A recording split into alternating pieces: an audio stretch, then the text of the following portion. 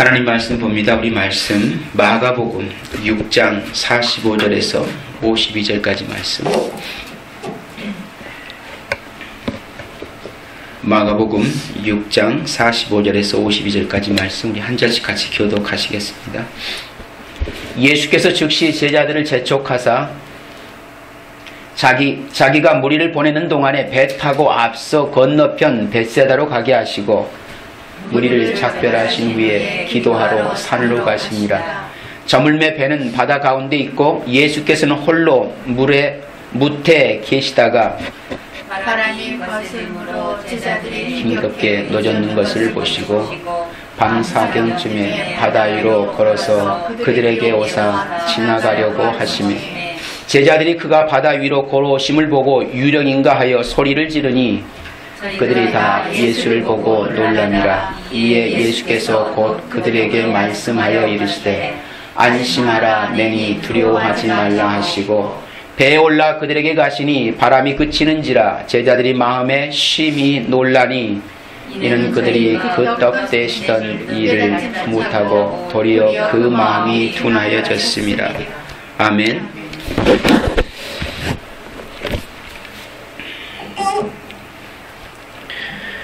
오늘 이 아침에 본문 마가복음 6장 45절 52절까지 말씀을 통해서 무리를 걸으시는 예수 그리스도라는 제목으로 같이 은혜 나누기를 원합니다.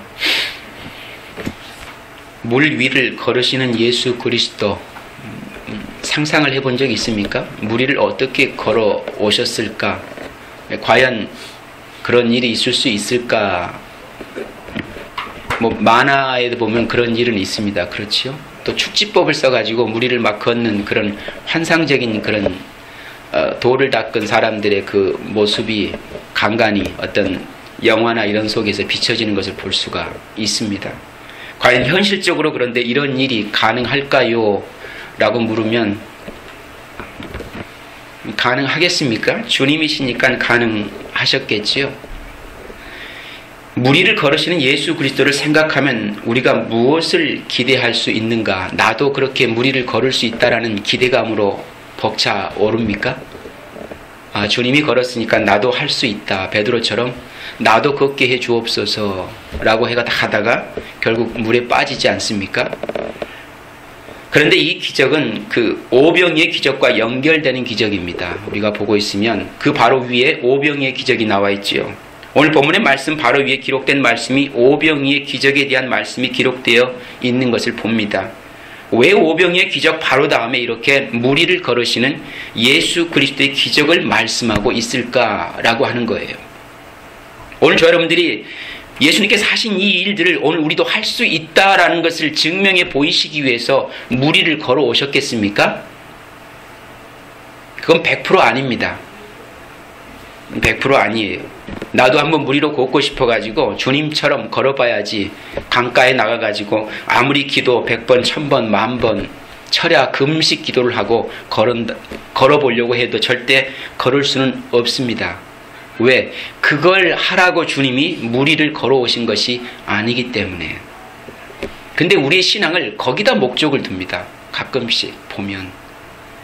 주님이 그렇게 우리에게 보여주신 것은 우리도 그렇게 할 수 있다는 것을 우리에게 보여주신 것이다 라고 생각을 해가지고 나도 걸을 수 있어 라고 얘기하면서 그것이 우리의 신앙의 모습인 양 착각을 합니다. 근데 그거 아니에요. 절대 걸을 수 없습니다. 우리는 무리를. 걸어서도 안 됩니다. 죽습니다. 예. 오늘 마가복음 6장 45절 말씀에 예수께서 즉시 제자들을 재촉하사 자기가 무리를 보내는 동안에 배 타고 앞서 건너편 벳세다로 가게 하시고라고 말씀이 기록하고 있지요. 왜 그렇게 제자들을 재촉하여 벳세다로 바다를 건너서 벳세다에 가게 하셨을까? 바로 오병이의 기적을 경험한 이후 바로 제자들을 손살같이 보내십니다. 거기에 남아있지 못하게 해요. 그 자리에 머물러 있지 않게 하십니다.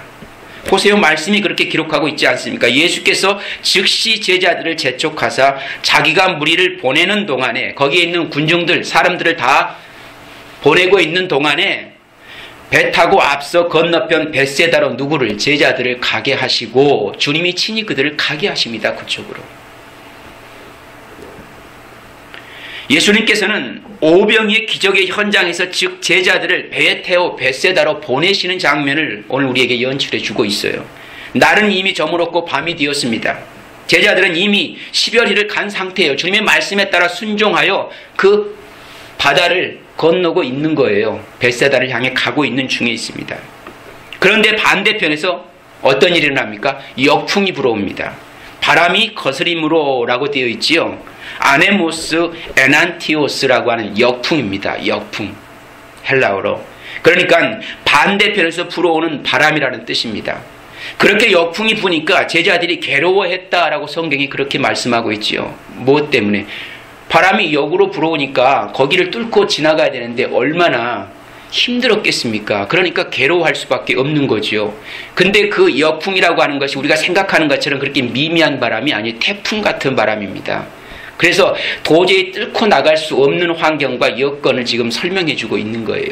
바람이 그렇게 배 정면으로 지금 부딪혀 오고 있는 거예요. 뒤에서 불면은 순풍이잖아요. 근데 역풍은 노를 저어가는 그 당시에 작은 쪽배인데 그걸 타고 그 역풍을 뚫고 가기가 그렇게 쉬웠겠습니까? 그건 죽음을 각오하는 현장이고 죽을 수밖에 없는 참담한 현실인 거예요. 근데 왜 주님이 오병의 기적 다음에 바로 제자들을 그 역풍을 만날 수밖에 없는 환경으로 그를 몰아붙이셨을까라고 하는 거예요.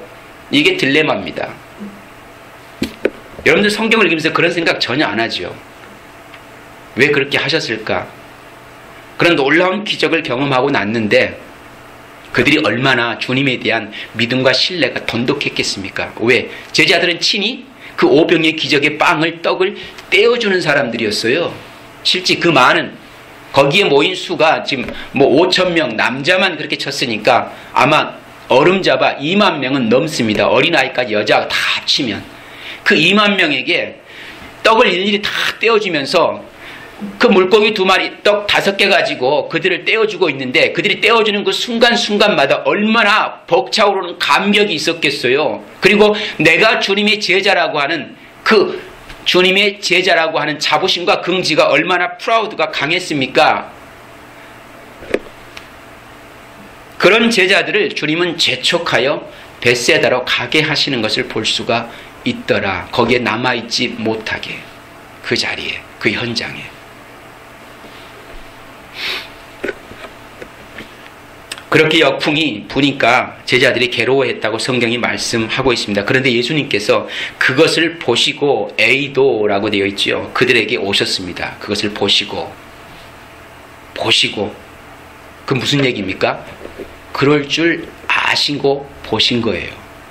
역풍이 불어서 제자들이 풍정 등하의 위기 가운데 생명이 위기를 만난 환경 속에 놓일 것을 아시고 보신 것입니다. 그리고 보내신 거예요. 모르고 보낸 게 아닙니다. 뻔히 그 직면할 사항을 익히 아시고 보내신 거예요. 왜 그렇게 하셨을까? 그러면 안 되는 것 아닙니까? 우리의 신앙의 관점으로 보면 그러면 안 되는 거잖아요. 그런데 그렇게 하셨습니다. 한밤중에 등불도 없는 바다 한가운데서 역풍에 표류하는 배를 누가 보셨다? 예수님께서 보셨다. 10열이면 한 4km가 넘는 그런 먼 거리인데 한밤중에 등불도 없는데 어떻게 그 역풍을 만난 그 참다운 환경을 주님이 보셨을까? 그것도 신기하지 않습니까? 예수님께서 오병의 기적을 직접 목격한 제자들이 그 어깨에 들어간 힘을 빼시기 위해서 바다로 내모신 것입니다. 그들 자신 스스로에게 프라우드를 갖고 있는 그 교만과 자긍심과 야, 우리가 이렇게 대단한 사람, 우리가 이렇게 대단한 주님을 모시는 그런 제자들이구나. 야, 뭔지 모를 뿌듯함, 감격스러움, 그런 마음이 엄습했지 않겠습니까? 우리의 삶 속에 조그만한 기적이 내 기도를 통해서 이루어져도 얼마나 내 안에 프라우드를 느낍니까? 야, 내가 이렇게 대단한 사람이구나. 근데 주님은 그걸 두고 보시지 않습니다. 우리 안에 그런 우리의 잘난 모습이 생겨나기 전에 그 싹을 싹둑 잘라버리십니다. 2만 명이 넘는 사람들에게 물고기와 빵을 직접 나누어 주었던 제자들의 어깨가 얼마나 으쓱했겠는가. 그런 제자들이 교만하지 않도록 깨닫게 하시기 위해서 보여주신 것이 바로 예수님이 무리를 걸으시는 초자연적인 사건을 통해서 모든 것은 하나님의 능력으로 하나님에 의해서 이루어지는 것이지 절대 너희의 힘과 능력으로 된 것이 아니라는 것을 바다 위의 폭풍 속에서 깨닫게 하시는 거예요. 너희는 나 아니면 안 돼 라고 하는 거예요. 너희는 그렇게 그 폭풍 하나도 제대로 이겨갈 수 없고 그 속에서 다 수장되어 죽을 수밖에 없는 존재가 너희들이야. 나 아니면 너희는 살 수 없다라고 하는 사실을 깨닫게 하십니다. 그들이 본 기적을 가지고 그 기적을 의지하여 사는 존재가 아닙니다. 그 기적을 통해서 보여주신 주님의 사건은 단순히 기적 자체의 표적, 세메온이라고 하는 그 지적 자체의 목적을 두라고 보여주신 것이 아니라고 말씀을 드렸지요. 그 기적이 담고 있는 폼, 내용물이 뭡니까? 바로 예수 그리스도. 예수 그리스도만이 이 땅에 생명의 떡으로 오셔서 너희를 살릴 수 있는 거야.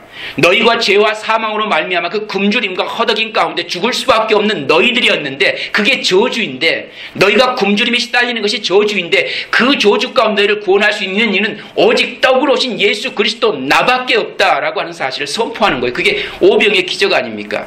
그러면 다시금 오늘 무리를 걸으시는 사건을 통해서 뭘 보여주시는 거예요? 이 초자연적인 사건 속에서 주님이 제자들에게 가르치고 싶으셨던 것이 무엇이었을까라고 하는 것입니다.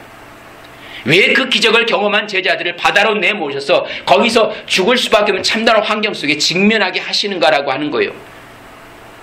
자신들의 의기양양한 모습을 드러내고 사람들에게 봐라, 우리가 믿는, 우리가 따르는 우리의 선생 예수 그리스도가 누구이신지 이제 알았니? 라고 자랑할 법도 한 그 환경을 절대로 누리지 못하게 합니다. 누리지 못하게 해요. 그래서 주님은 그들이 떠나자 그들에게서 눈을 떼시지 않고 지켜보고 계시고 있는 거예요. 왜? 뻔히 닥칠 그들의 환경이 무엇인지를 알고 있기 때문에. 아니 엄밀히 말하면 그들이 벳세다로 떠날 때 그들과 함께 이미 주님은 떠나신 거예요. 무태 있었지만, 밖에 있었지만 이미 같이 떠나고 계신 것입니다. 그리고 그들이 역풍을 만나자 주님은 그들에게 걸어오십니다. 여기서 주님의 신적 능력을 보여주고 있지 않습니까? 인생이라는 폭풍의 바다를 건너서 약속의 땅 가나안에 도착하는 데는 너희들의 힘으로 보태어지는 것이 아니라 오직 나의 능력으로만, 나의 은혜로만 되는 것이다 라고 하는 것을 주님께서 무리를 걸으시는 것으로 나타내 보여주고 계세요. 자 보세요. 똑같은 원리 아닙니까? 이스라엘 백성들을 출애굽하여서 가나안 땅을 통과하게 하신, 가나안 땅을 가게 하시는 사건의 여정들이 있지요. 엄청난 홍해의 기적을 가르시고 그 사건 속에서 하나님의 역사가 무엇인지를 보게 하셔서 그들을 출애굽하시지 않습니까? 그 감격스러움과 영광스러움 다음에 뭐가 있습니까? 가나안 땅에 들어가기 위한 뭐가 있었어요? 광야가 그들 가운데 준비되어져 있는 거예요. 근데 주님은 그 광야를 뚫고 지나가게 하십니다. 왜 그랬었을까라고 하는 거예요. 너희가 그 광야에서 나를 의지하고 하나님만을 의지하지 않고는 살아갈 수 없다라고 하는 사실을 일깨워주는 거예요. 그래야만 내가 너에게 약속한 가나안에 들어갈 수 있다라고 하는 원리입니다. 오늘 이 땅의 성도들에게 이 폭풍을 허락하시는 이유가 있어요. 그 광야를 우리 가운데 만나게 하시는 이유가 있다라는 얘기입니다. 그게 뭡니까? 너희 힘으로는 안 돼라고 하는 사실을 계속 일깨워주는 거예요. 내가 의기양양해서, 내가 교만하여서 내가 뭔가를 할 수 있다라고 내 삶 속에 그런 자부심과 긍지를 갖기 이전에 그 싹을 잘라버리십니다. 왜 그렇습니까? 하나님 없이는 안 돼라고 하는 사실을 일깨워주기 위해서. 그렇게 하나님 백성은 이 세상 가운데서 지어져 가는 거예요. 하나님 백성으로 만들어져 가는 것입니다. 하나님만을 신앙하는 사람들을 만들기 위해서 끊임없이 하나님은 그렇게 우리를 훈련하시고 연단하시고 단련해 주신다라고 하는 것입니다. 그래서 그 여정이 똑같은 거예요. 지금 그냥 작은 축소판의 모습으로 보여줬을 뿐이지 똑같은 원리를 가지고 이스라엘 백성들이 그 홍해의 기적을 맛보고 출애굽되어져서 가나안에 들어가기 이전에 광야라고 하는 그 폭풍을 만나 하나님만을 의지하고 신뢰하는 사람들로 고백되어지도록, 그렇게 지어져 가도록 하나님이 단련하듯이 오늘 이 본문에도 여전히 그 환경을 그대로 보여주고 있는 축소판이라는 얘기예요. 축소판. 마치 노아의 방주처럼 모두가 빠져 죽어야 할 그 폭풍 위를 주님께서 밟으시는 것입니다.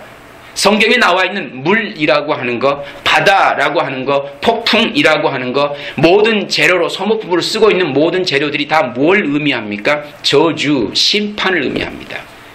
노아의 홍수, 물은 심판이에요. 그 심판으로 말미암아 죽을 수밖에 없는 인생을 어떻게 구원하십니까? 노아의 방주 안에 들어가 있는, 예수 그리스도 안에 들어가 있는 노아의 가족들과 그 속에 있는 짐승들만 구원하지 않습니까? 그렇지요. 살게 하잖아요. 똑같은 원리입니다.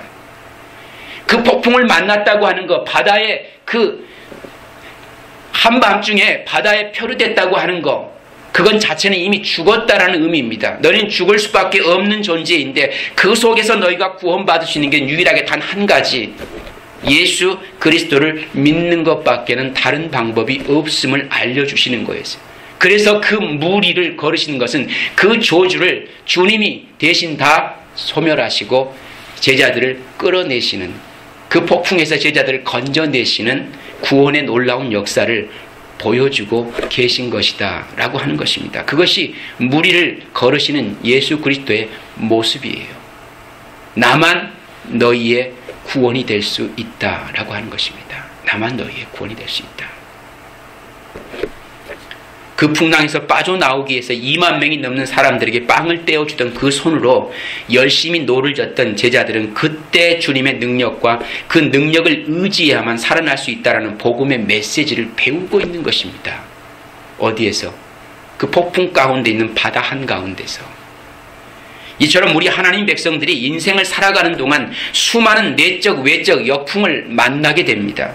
수많은 문제에 노출됩니다. 사업이 망하기도 하고, 자식이 속을 썩이기도 하고, 때로는 병들기도 하고, 우리의 인생은 끊임없이 그런 외풍에 시달린다라는 거예요. 그리고 자기 안에서 끓어오르는 죄로 인한 역풍도 늘 우리를 괴롭힙니다. 이것을 내풍이라고 보면 돼요. 외풍과 내풍이 끊임없이 우리의 삶 가운데 도래합니다.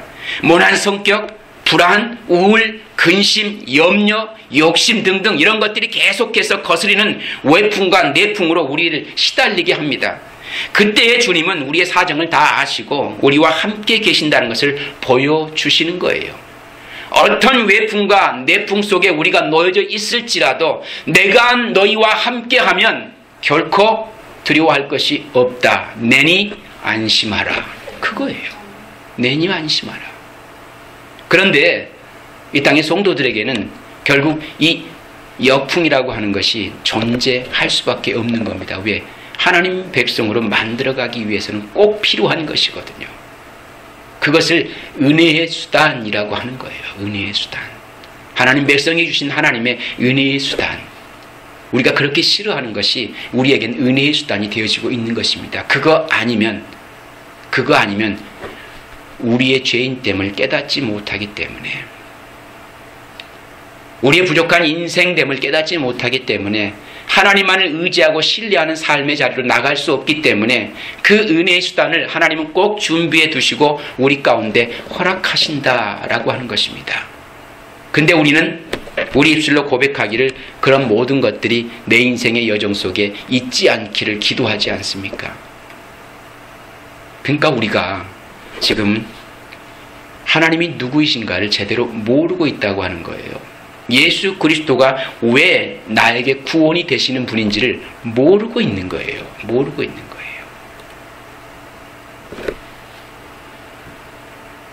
우리가 스스로 빠져나올 수 없는 그 어두움과 고통과 세상에서 주님께서 오직 주님의 능력으로 우리를 건져내신다라고 하는 사실을 우리에게 말씀해 주고 있는 것입니다. 이사야서 41장 10절에 뭐라고 약속했습니까? 두려워 말라, 내가 너와 함께 함이니라. 놀라지 말라, 나는 내 하나님이 됨이라. 내가 너를 굳세게 하리라. 참으로 너를 도와주리라. 참으로 나의 의로운 오른손으로 너를 붙들리라 라고 말씀하시죠. 오늘 이 본문과 이 말씀의 약속을 갖다 들이대면 바로 그런 환경 속에서 우리와 함께 하시고 우리를 건져주시고 우리를 도와주시고 우리를 지켜주시고 우리를 구원해 내시겠다라고 하는 거예요. 이게 구원의 메시지입니다. 그리고 이사야서 43장 2절 말씀에 내가 물 가운데로 지날 때 내가 함께 할 것이라. 물을 꼭 지날 수밖에 없는 거예요. 물이 뭐라고 했어요? 저주라고 했지 않습니까? 심판. 근데 그 물 가운데로 지날 수밖에 없어요. 왜? 죄인들은 자기 죄인 됨을 인식하기 위해서는 그 저주의 자리에 설 수밖에 없는 거예요. 그래야 그걸 깨달으니까. 내 죄 때문에 내가 이 물의 저주를 받을 수밖에 없는 인생이구나. 내가 여기서 빠져 죽을 수밖에 없는 인생이구나. 그 환경을 직면한다니까요. 불 태워버리는 거 저주지요.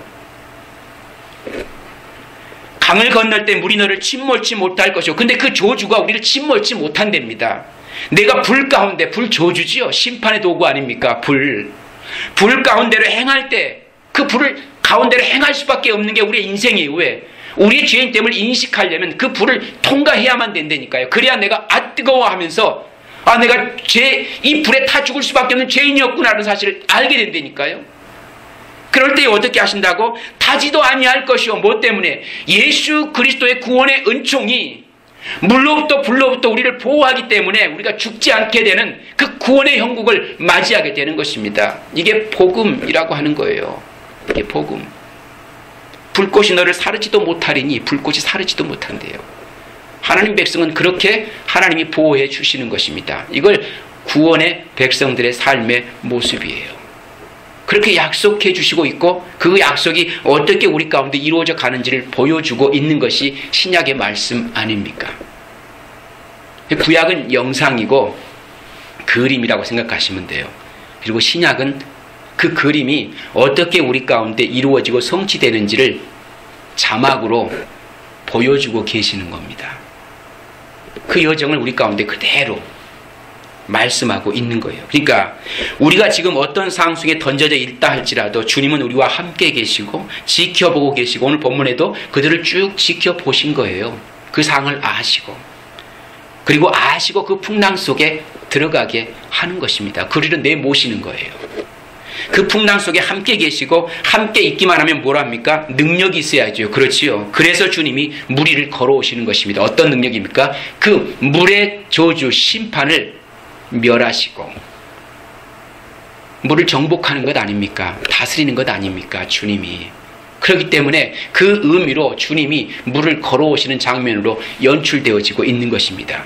우리로 하여금 그 물 위를 걷는 자로 만들어주시겠다라는 게 아니에요.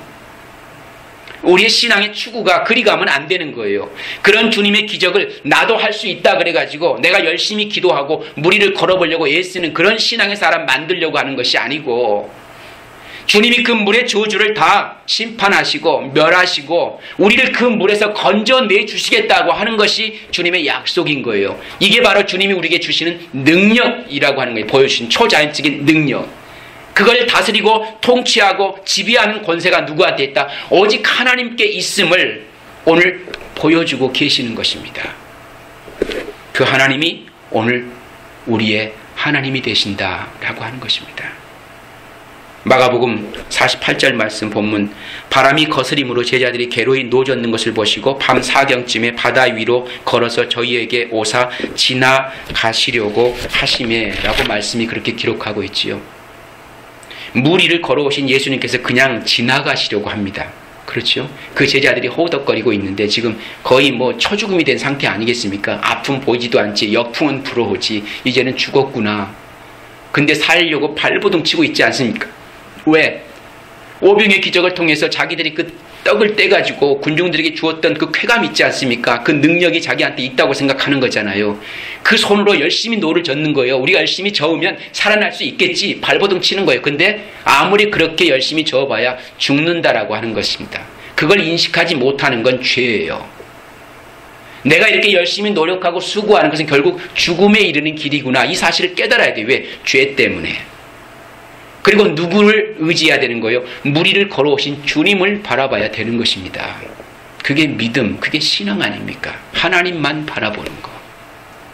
말씀은 철저하게 그렇게 우리에게 교훈을 말씀하고 있어요. 그렇게 우리를 가이드합니다. 그런 주님만을 신뢰하는 자로 살아가도록 우리를 그렇게 가이드해 주시고 있는 거예요. 성경이 왜 그런 표현을 했을까? 그런데 그런 상황 속에 주님은 그냥 지나가시려고 합니다. 그 제자들을 건져내려고 하는 게 아니고 그냥 지나가려고 하는 거. 어느 때까지? 그들이 주님을 알아볼 때까지. 주님이 무리를 걸어오시니까 그들이 그 허우적대는 순간에 누구를 본 거예요? 주님이 오시는 것 같긴 한데 그게 누군지는 몰랐지요. 그래서 성경에 보면 유령인가라고 하지요. 무리를 걸어오니까 밤중에, 그것도 깜깜한 밤중에 주님을 제대로는 알아봤겠어요? 유령인가라고 더 두려워하지요. 역풍도 두려운데 그렇게 걸어오는 주님도 두려운 거예요. 주님이 그 순간에 결코 그들에게 안전을 보장해 주지 못합니다. 무슨 이유입니까? 그 이유에 대해서 52절 말씀에 그렇게 기록합니다. 이는 그들이 그 떡 떼시던 일을 깨닫지 못하고 라고 되어 있지요. 오병의 기적 가운데 그 떡을 떼시던 주님이 축사하시고 오병의 기적을 베풀었던 그 사실을 까마득히 잊어버리고 있는 거예요. 기억지 못합니다. 그 상황 속에서, 허우적대는 상황 속에서 더 이상 기억지 못합니다. 자신들의 그 모든 걸 다 어떻게 됐어요? 다 내려놓은 상태에 잊어버렸습니다. 그걸로 더 이상 자신들의 의를 삼지 못합니다. 왜? 죽을 고비를 넘기고 있는데 그것이 무슨 소용이 있겠습니까? 우리 인생을 그렇게 몰아가시는 거예요. 우리를 그렇게 내려가게 하시는 것입니다. 내가 꽤 괜찮은 사람이야 라고 하는 사실을 인식하지 못하도록 만드는 것이 복음이에요. 너 죄인 맞잖아 라고 하는 것이 복음이잖아요. 복음이 내게 와서 하는 일은 너 죄인 맞거든. 이 사실을 계속 인식시키고 깨닫게 하는 거예요. 그게 복음입니다. 근데 우리는 자꾸 복음을 대하면서 내게 괜찮네? 라고 한 사실을 깨달으면 그것은 지금 잘못 가고 있는 거예요. 절대 복음 앞에 저와 여러분들은 괜찮은 사람, 괜찮은 존재로 인식되면 안 되는 거예요. 나 죄인 맞네 라고 하는 사실로 가야 그 복음이 내게 구원의 메시지가 되는 것입니다. 그게 그 굿뉴스, 좋은 소식이 되는 거예요. 그 복음이 내게 와서 나를 죽여야 돼요. 왜? 너 죄인 맞잖아. 너 그런데 죽었어 라고 하는 사실을 선포할 때 그래 맞아 나 죽었어 라고 고백해야 그게 복음이 되는 거예요. 그래야 내가 거기서 사는 거거든요. 죽지 않으면 부활이 없는 겁니다. 그 복음이 내게 와서 너 죽었어 라고 선포할 때 그래 맞아 난 죄 때문에 죽었어 라고 인정을 하면 그때 거기서 뭐가 생기는 거예요? 부활 신앙이 생기는 거예요. 죽지 않고는 부활을 경험할 수 없는 것입니다. 그 원리를 잘 알아야 돼요. 그러니까 복음이 나한테 오는 것은 나의 기특함을 칭찬하고 격려하고 위로하려고 오는 게 아니에요. 너 죄인 맞거든. 이 사실을 인식시키러 오는 거예요. 그때 내가 나 죄인 맞구나. 내가 잊어버릴 뻔했어. 그래서 복음인 거예요. 굿뉴스. 내가 잊고 살았던 나의 죄인 됨을 알게 하고 깨닫게 해서 예수 그리스도만이 나의 구원이 될 수 있구나 라고 하는 사실을 믿게 하기 때문에 그게 굿뉴스가 되는 겁니다. 복음이 나를 죽이러 왔기 때문에 굿뉴스가 되게. 왜? 나 스스로는 나의 교만에 치우쳐가지고 내가 죽을 수 없거든요. 왜? 자기 잘난 맛에 사는 인생인데 어떻게 내가 나를 그렇게 끊임없이 낮은 곳으로 가게 만들겠어요. 계속 내가 괜찮은 존재로 더 많이 인정받고 싶지, 더 올라가고 싶지, 더 영광받고 싶고, 그럼 우리는 우리 스스로 우리를 죽일 수 없다니까요. 근데 복음이 와서 우리를 죽여버리는 거예요. 너 죄인 맞아 라고 할 때 그래 나 죄인 맞아. 나 그 죄 때문에 죽었거든. 그걸 인식하며 그래서 내가 예수 그리스도로 말미암아 구원은 하나님 백성이 되었구나 라고 하는 그 은혜를 깨닫게 하시는 것. 그래서 그것이 굿뉴스가 되는 겁니다. 근데 사실 대부분의 성도들이 이 반대 방향으로 가요. 그렇죠? 우리의 삶의 내용들을 보면은 이 복음이 우리를 자꾸만 기특한 존재로 만들어주는 그 역할자로 사용하려고 합니다. 그렇죠? 근데 성경은 우리에게 그렇게 말씀하고 있지 않습니다. 성경이 왜 오늘 물 위를 걸어오신 예수님께서 그냥 지나가시려고 하는 그 표현을 쓰고 있을까? 하나님께서 지나가신다라는 표현을 쓰는 것이 성경이 몇 군데 나오는데요. 그것은 하나님의 영광이 나타났을 때 쓰는 표현입니다. 하나님의 영광이 우리 가운데 임했을 때 하는 표현이에요. 그러니까 하나님의 영광이 무엇입니까? 하나님의 하나님다우심, 하나님의 속성이 드러나는 것을 하나님의 영광이라고 그렇게 표현하죠. 그러니까 하나님의 영광이 드려준 것에 뭐가 있습니까? 하나님의 속성이 드러나요. 그래서 예수님께서 십자가를 지실 때에 거기에 하나님의 영광이 나타났다라고 선포를 하고 있는 것입니다. 죽은 나사로가 살아난 형국을 가지고 뭐라고 얘기합니까? 하나님의 영광을 위해서라고 하죠. 하나님의 영광을 위해서. 십자가의 사건 가운데 나타난 하나님의 영광은 하나님의 영광의 전부를 우리 가운데 보여주고 있는 것을 봅니다. 하나님의 영광이 십자가에 어떻게 나타납니까? 십자가에는 죄를 가까이 하실 수 없는 하나님의 거룩이 나타났지요. 왜? 거기에 하나님의 거룩이 나타날 수밖에 없는 이유가 뭡니까? 그 죄를 도말해야 되기 때문에 하나님의 거룩이 나타날 수밖에 없는 거예요. 죄는 그렇게 저주하여 죽여버릴 수밖에 없으신 하나님의 거룩, 그 하나님의 거룩이 그 십자가에 나타날 수밖에 없는 것입니다.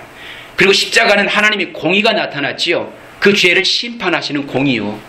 그렇죠? 하나님은 죄를 용서하실 수 없는 분 아닙니까? 그래서 그곳에 하나님의 공의가 나타났다 해서 하나님의 영광, 하나님의 속성이 뭡니까? 공의의 하나님 아닙니까? 하나님 속성이 뭡니까? 나는 거룩하니 너희도 거룩하라. 이게 하나님의 속성이거든요.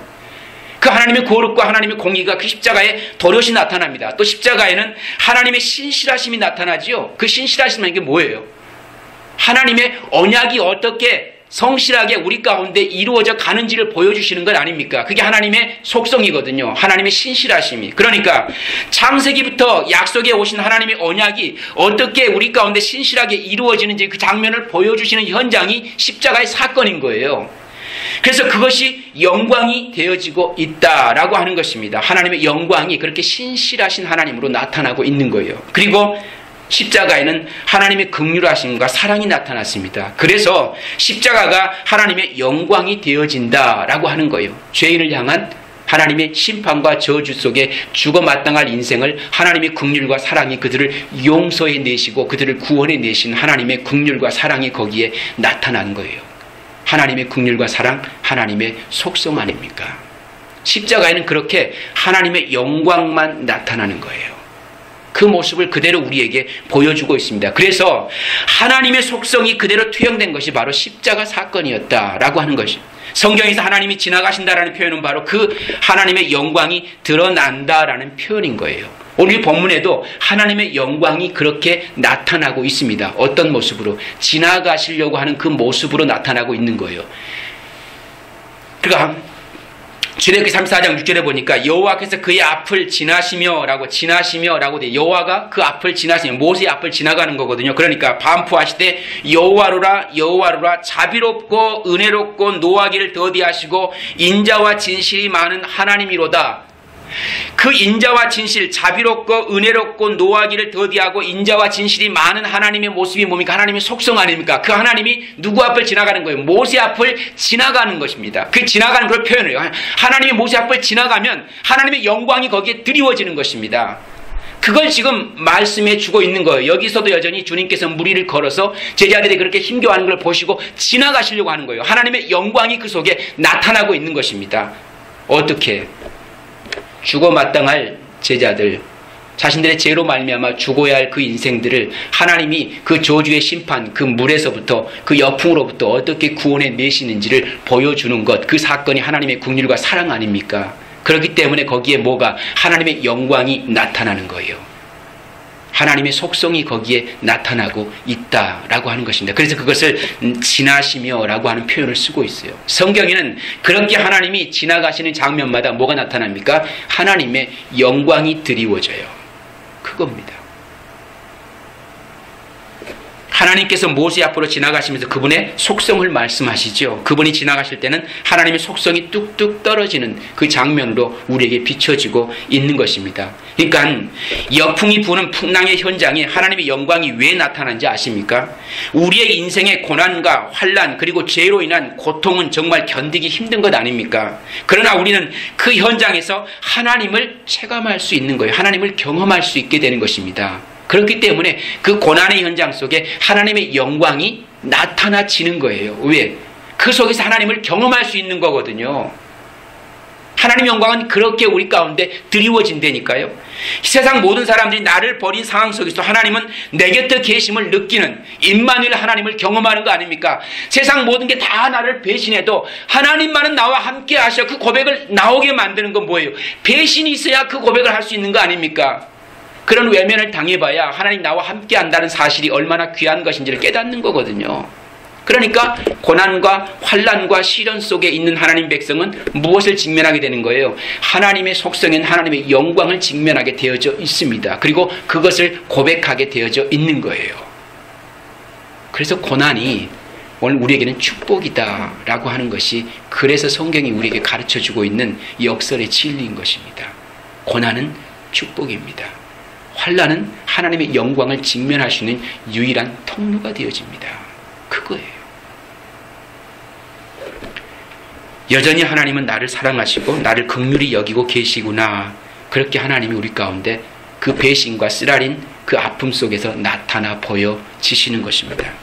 잘못을 저질렀을 때 우리를 향한 징계의 채찍을 맞으며 우리는 하나님의 공의를 보게 되는 것입니다. 그렇지요? 매를 맞으면 아픈데 그 아픈 매를 맞으면서 하나님이 죄를 이렇게 싫어하시는구나, 이게 하나님의 공의구나, 이 사실을 알고 깨닫게 되는 것, 그것이 하나님의 영광을 체험하는 것 아닙니까? 그걸 고백하는 거잖아요.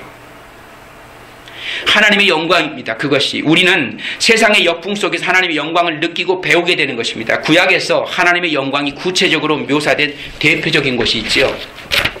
이사야서 6장 1절 3절 말씀, 우시아 왕이 죽던 해에 내가 본즉 주께서 높이 들린 보좌에 앉으셨는데 그 옷자락은 성전에 가득하였고 스랍들은 모여 섰는데 각기 6날개가 있어 그 둘로는 그 얼굴에 가리었고 그 둘로는 그 발을 가리었고 그 둘로는 날며 서로 창하며 가라되 거룩하다 거룩하다 거룩하다 만군의 여호와여, 그 영광이 온 땅에 충만하도다. 이 상을 보면 어떤 상이냐면, 우시아 왕이 죽고 유대가 영적으로나 국가적으로 아주 너무나도 위급한 위기 상황을 맞고 있는 그런 시련의 때입니다. 그때 하나님의 영광이 그들 가운데 나타나는 장면을 이렇게 표현해주고 있는 거예요. 어떻게까지? 그 영광이, 여호와여 그 영광이 온 땅에 충만하게 드리워지는 것을 볼 수가 있더라라고 하는 것입니다. 결국 하나님의 영광은 하나님 백성들이 시련과 환난을 때를 겪고 있을 때에 하나님이 누구이신가를 가르쳐주는 모습으로 하나님의 속성이 그들 가운데 드리워지는 것을 볼 수가 있더라라고 하는 것입니다.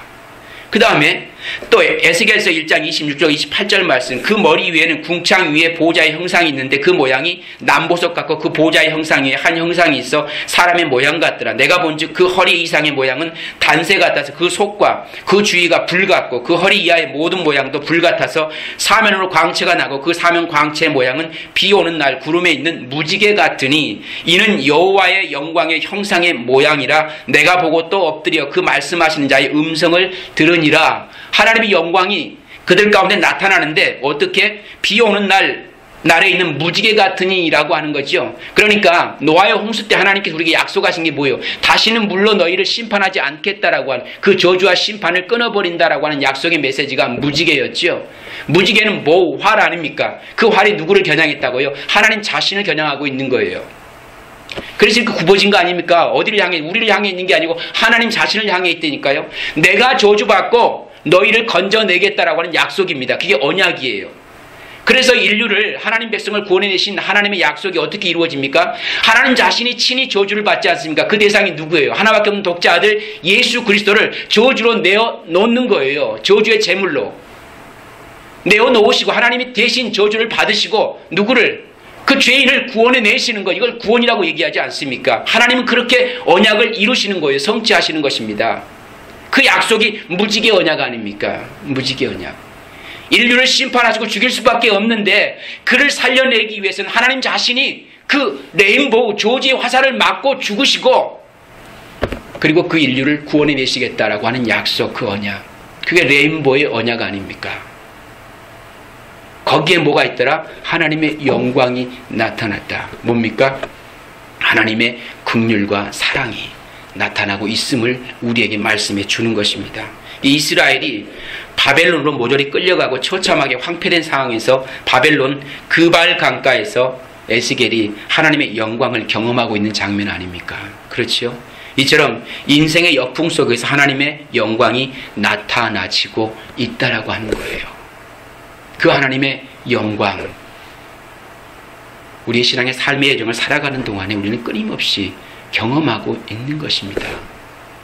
우리는 우리 자신의 어떤 노력이나 열심을 통해서 하나님 앞에 영광 돌려야지, 내가 뭘 잘해가지고 1등 해가지고 하나님 영광 받아주세요 라고 하는 것으로 하나님께 영광을 돌려야지라고 생각할지 모르겠지만 하나님의 영광은 그때 나타나기보다는 어느 때입니까? 내가 환난과 고통 속에서 시련당하고 있는 그 순간에 하나님은 긍휼과 자비와 사랑으로 내게 오셔서 하나님이 누구이신가, 하나님의 속성을 우리 가운데 보여주시는 그 자리에 하나님의 영광이 임하고 드리워진다라고 하는 사실을 성경을 통해서 볼 수가 있다라는 얘기입니다. 오늘 그 하나님의 영광, 그 영광이 그렇게 독사라고 하지요. 하나님의 영광이 그렇게 우리 가운데 나타나 보여지고 있는 거예요. 그래서 우리는 하나님의 복을 받은 하나님의 백성들이 되어지는 것입니다. 그 환난 가운데서 그 환난의 직면에 있는 그 순간에도 여전히 낙심과 좌절과 절망 속에 놓이는 것이 아니라 그 환난 가운데 우리 하나님 나와 함께 하심을 믿을 수 있는 신실하신 우리 하나님을 고백할 수 있는 존재가 오늘 하나님 백성이기 때문에 그래서 우리는 복받은 거예요. 그래서 은혜의 백성이고 그래서 하나님 앞에 감사할 수밖에 없는 존재가 되어지는 이유가 거기 있는 겁니다. 내가 이 땅에서 잘 먹고 잘 사는 것으로 내 인생을 축복해 주신 하나님이기 때문에 하나님 앞에 감사하는 것이 아니고 내가 빈궁한 자리에 있으나 부한 자에 있으나 관계없이 내가 어떤 상황 속에 놓여 있을지라도 내 인생을 책임지시고 보증하신 이가 하나님이심을 알기에 감사하는 겁니다. 그 하나님 나의 하나님 것을 믿을 수 있는 그 믿음이 나에게 주어지는 것은 바로 이 환난과 시련을 통해서 그 하나님을 만나게 했기 때문에 가능한 것이지 오늘 우리가 잘되고 잘나가고 높은 자리에 성공한 자리에 영광 그렇게 우리 자신 스스로 나를 높일 수 있는 그런 자리에 있었을 때 그 하나님 다 잊어먹고 산다니까요. 근데 그 자리에 서지 않게 하시고 우리를 나락으로 밀어뜨리셔가지고 그 속에서 우리 하나님이 누구이신가를 네가 얼마나 큰 죄인인지를 깨닫게 하셔서 그 속에서 우리를 만나주신 그 하나님의 영광 그 은혜가 있기에 오늘 저와 여러분들이 하나님 백성으로 살 수 있게 된 겁니다. 20세기에 그 위대한 설교자 중 한 사람인 그 랄프 카이퍼라고 하는 사람이 있습니다. 카이퍼라는 사람이 있는데 이분이 아주 눈이 나빴다고 합니다. 설교자가 눈이 나쁘다는 것은 아주 치명적인 일이죠. 공부할 때도 설교 원고를 볼 때도 아주 힘이 들지 않겠습니까? 원고를 다 준비했는데 눈이 안 보여서 볼 수가 없으면 얼마나 메시지를 전하는데 어려움이 있겠습니까? 그래서 라프 카이퍼는 하나님께 열심히 기도했다고 합니다. 하나님, 제가 다른 이유로 그런 것도 아니고 설교를 하는데 너무 불편해서 그러니까 제발 좀 내 눈 좀 고쳐주세요 라고 기도를 했대요. 10수년을 기도했는데 눈은 계속 나빠지더랍니다. 좋아지지를 않고 계속. 무슨 목적으로? 눈이 잘 보여서 설교를 좀 잘 할 수 있게 해달라고 잘 할 수 있도록 하기 위해서 내 눈 좀 고쳐주세요.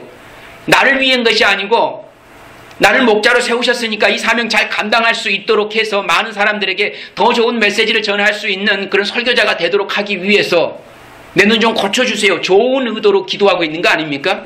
그럼 하나님은 정말 들어주셔야지요. 그 눈 고쳐줘야 되는 거 아닙니까? 전지전능하신 하나님이신데. 근데 10수년을 하루 이틀도 아니고 10수년을 기도했는데 눈은 계속 더 나빠집니다. 어느 날 요한복음 14장을 묵상하는데 하나님께서 이런 마음을 그에게 주셨답니다. 카이퍼야, 너는 내가 눈이 온전히 치료되는 것과 하나님의 영광이 내 삶 속에 드러나는 것 중 어느 것을 택하겠느냐? 라고 카이퍼에게 말을 하더랍니다. 그래서 두말할 것 없이 하나님 영광이 드러나는 것이 좋지요 라고 마음속에 대답을 했답니다. 그런데 이내 마음속에 음성이 들려오기를 그런데 내가 너의 삶을 통해서 내 영광을 드러내려고 하는데 너는 왜 그것을 막으려 하느냐 라고 그렇게 하나님의 책망이 그의 마음속에서 떠오르더랍니다. 그 무슨 얘기입니까? 나는 너의 그 침침한 눈을 통해서 내 영광을 드러내려고 하는데 너는 왜 자꾸 그 눈이 밝아져서 네가 할 수 있는 걸 더 잘하려고 그렇게 하는 거니? 왜 너는 내 영광을 막으려고 하니? 라고 그렇게 책망이 오더래요. 그래서 카이퍼는 그 다음부터 눈을 고쳐달라고 다시 기도하지 않았답니다. 내게 주신 은혜가 내게 족하니 라고 감사함으로 살아가셨겠죠. 하나님은 우리의 처지나 상황을 통해서 하나님의 영광을 드러내시고자 하십니다. 가난하고 못생기고 안되고 못난 사람은 교회 안에서 실패자로 낙인을 찍어버리죠. 현대교회는. 그렇지 않습니까?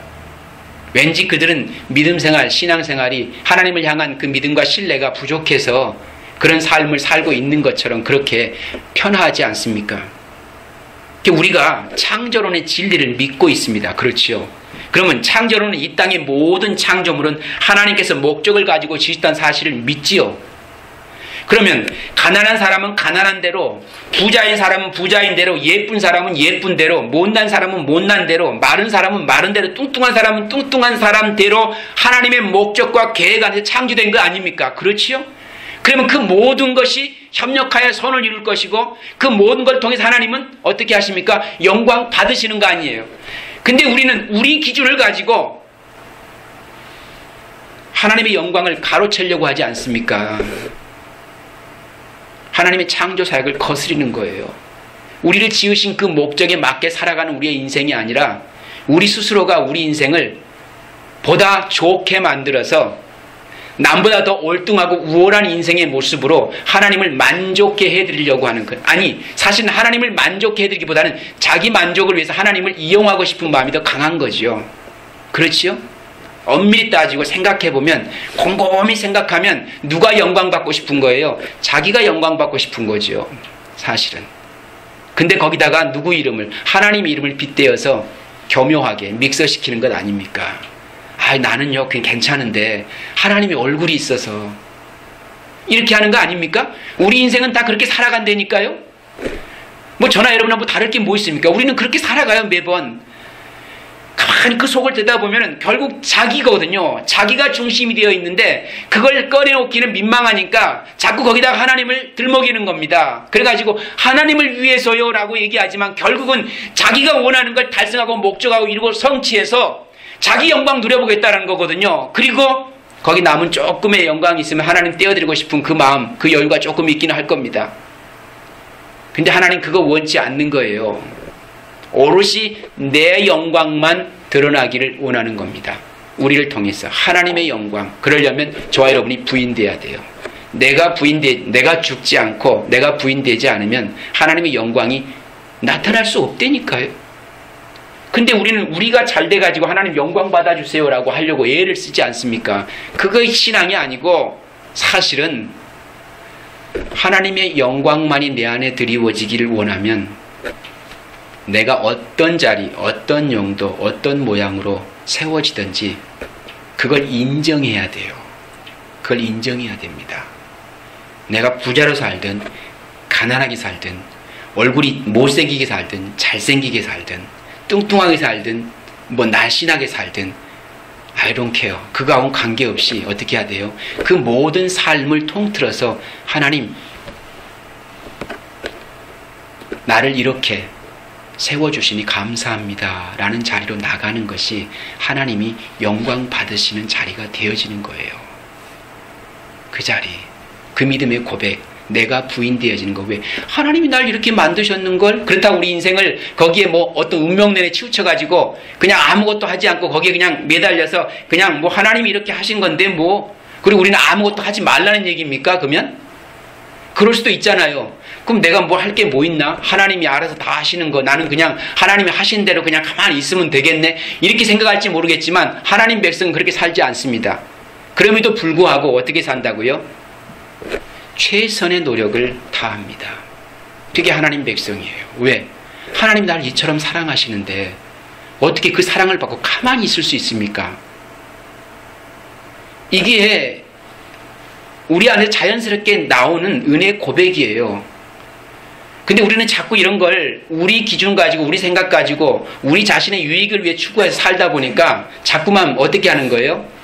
이걸 따지는 것입니다. 하나님이 하나 주면 나도 하나 하고 하나님이 둘 주면 나도 둘 하고 이런 식으로 자꾸 따지는 거예요. 거래하는 겁니다. 근데 하나님과 우리 사이는 거래 대상이 아니거든요. 그냥 우리는 이미 하나님께 100% 온전한 것을 받았기 때문에 우리의 가진 전부를 하나님께 다 내어놓는 것이 맞는 거예요. 더 이상의 거래가 성립되는 게 아니고 하나님은 아무런 조건 없이 다 내어주셨기 때문에 우리는 그걸 다 받았기 때문에 그냥 언제든지 하나님이 요구하시면 그래요 하나님 것인데요 라고 나가는 것, 이게 믿음의 고백이에요. 이 신앙 고백을 가지고 살아가는 하나님 백성인데 어떻게 거기에 조건이 따를 수 있습니까? 없다라는 얘기입니다. 그냥 모든 게 다 감사의 조건이 될 수밖에 없는 존재. 그게 바로 크리스찬입니다. 오늘 저와 여러분들의 삶인 거예요. 그러니까 그 모든 하나님의 목적과 계획 안에 창조되어졌다라고 하는 사실을 인정하며 살아야 되는 것입니다.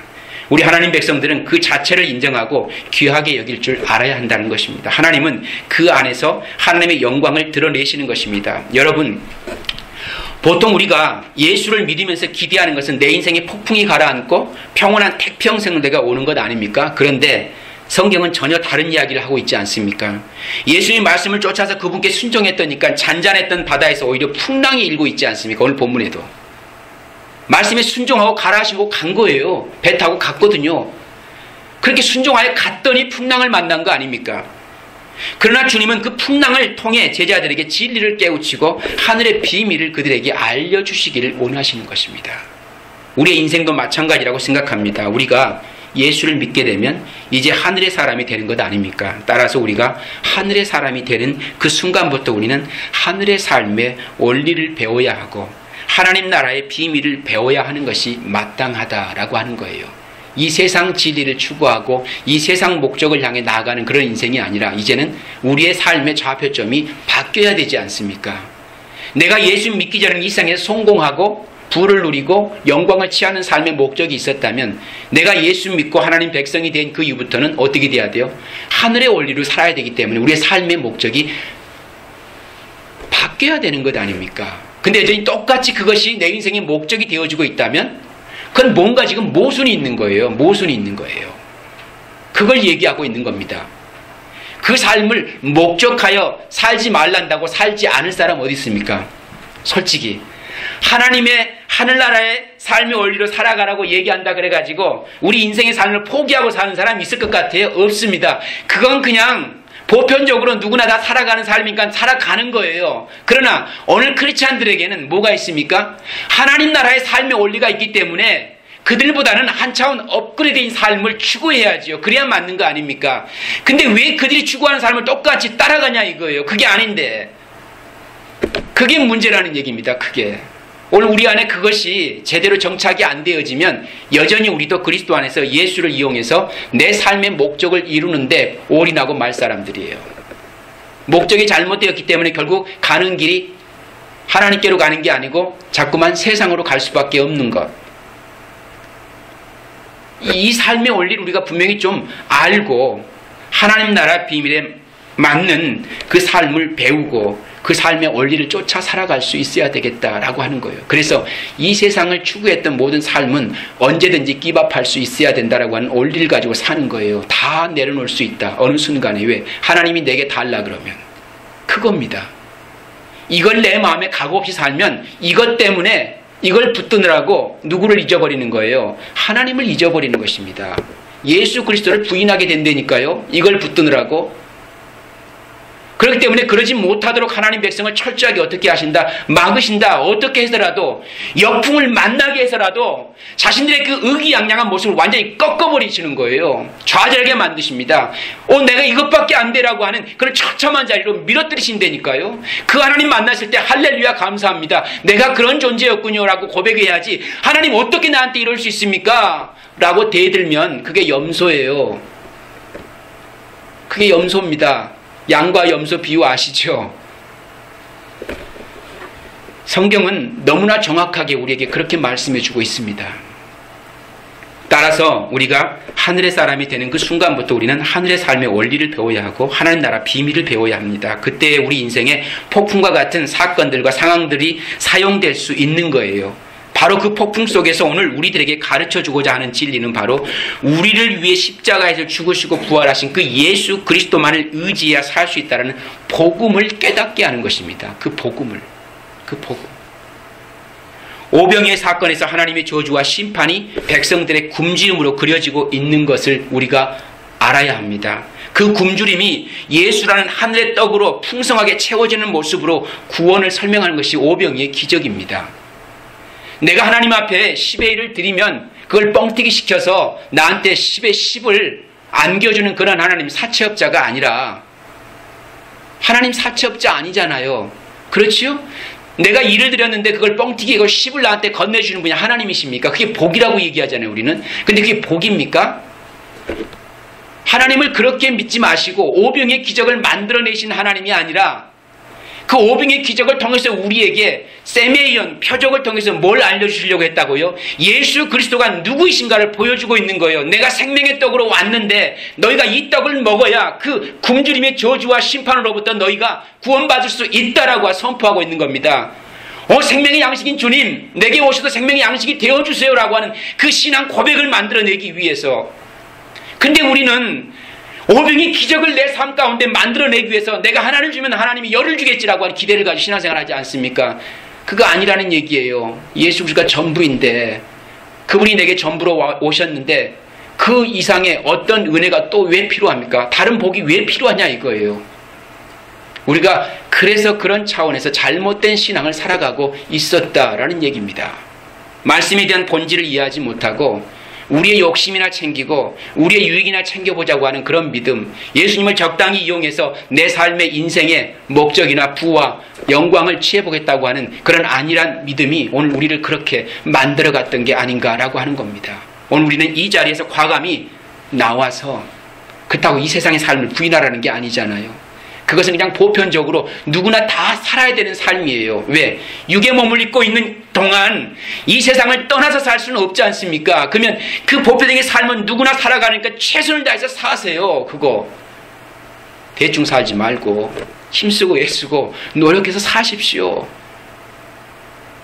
그리고 하나 더, 오늘 크리스찬들은 내가 이 세상에서 성공을 했든 망했든 부귀를 누렸던, 영화를 가지고 있던, 영광을 취하고 있던, 이걸 하나님이 내게 요구하실 때 달라 하면 언제든지 줄 수 있는 마음의 각오를 가지고 살라는 거예요. 그걸 다 기밥할 수 있는 그 믿음의 각오를 가지고 살라는 얘기입니다. 왜? 그것으로는 너희 구원에 아무런 유익이 되지 않기 때문에, 오직 예수 그리스도를 붙잡아야 내가 살기 때문에. 그게 하박국 선지자의 고백 아닙니까? 난 구원의 하나님으로 인하여서 기뻐하리라.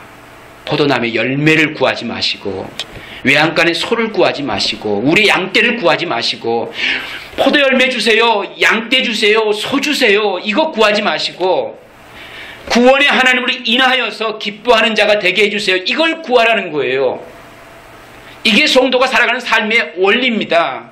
이게 하늘의 삶의 원리예요. 오늘 그래서 예수님께서 제자들을 어디에? 베세다 광야로 몰아붙이는 거라니까요. 거기에 머물러 있지 못하게 하시고, 그래서 풍랑을 만나게 하시지 않습니까? 뭘 위해서? 우리가 누구인지를 알게 하기 위해서, 너희가 누가 필요한지를 깨닫게 하기 위해서, 그 저주의 바다에서 누가 너희를 구원해 줄 수 있는 유일한 너의 구세주 메시아가 되는지를 알게 하기 위해서 그렇게 하시는 것입니다. 마찬가지로 저주와 심판의 바다에 폭풍이 일어나고 있는데 모든 인간은 죄인이기에 그 속에서 다 빠져 죽어야 했습니다. 그런데 주님께서 모두가 빠져 죽어야 할 그 물 위를 걸어서 제자들에게 오심으로 그 제자들을 그 물에서 구원내시는 그 구원의 광경을 우리에게 보여주시고, 그 제자들은 그 폭풍의 바다 속에서 건져진 하나님 백성들을 대표하고 있는 그 원리로 우리에게 설명해 주고 있고, 하나님께서 예수 그리스도를 통해서 어떻게 하나님 백성을 구원해 내신지를 우리에게 교훈하고 있는 내용인 거예요. 표적, 기적이라고 하는 것들은 끊임없이 예수 그리스도가 누구이신가를 우리에게 그릇으로 담고 있는 겁니다. 그래서 그 내용을 우리가 캐치를 하고, 우리 예수 그리스도, 나의 구주 되신 주님은 이런 분이시구나. 나를 위해서 이렇게 오셨어. 생명의 양식으로 오셨어. 내가 길을 헤매고 있을 때 나의 길이 되어 주셨어. 떡으로 오셨어. 내가 굶주리고 허덕일 때에 이 굶주림의 저주를 다 도말하시고 내게 영원한 영생의 떡으로, 양식으로 내게 오셨어 라고 하는 그 믿음의 고백을 받아내기 위해서라고 하는 것입니다. 이 사실을 믿고 고백할 수 있고 그것만을 의지하여 살 수 있는 그 복, 하늘의 복, 그 복만을 의지하여 살 수 있는 존재로 살아가도록 오늘 저와 여러분들을 하나님 백성 되게 하셨다라고 하는 것입니다. 이 원리를 오늘 주님께서 무리를 걸으시는 예수 그리스도를 통해서 우리에게 보여주고 계시는 것입니다. 그 주님이 저와 여러분의 구원의 주님이십니다. 그 주님이 나의 구세주이세요. 그래서 그분만을 믿고 의지해야 우리가 그 저주의 풍랑에서 그 물에서 건져냄을 얻는 구원의 백성으로 살아갈 수 있게 되는 것입니다. 이 은혜가 여러분 가운데 함께 하시기를 주님의 이름으로 축원드립니다. 아멘.